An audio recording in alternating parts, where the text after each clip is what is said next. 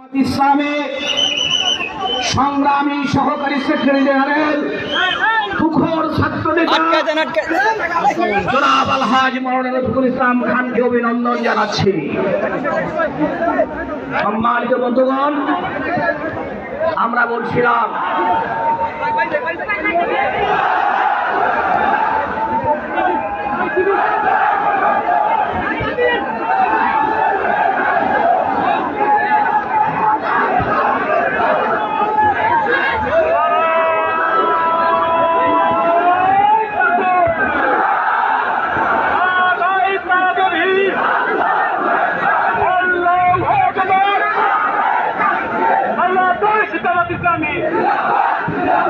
সংগ্রাম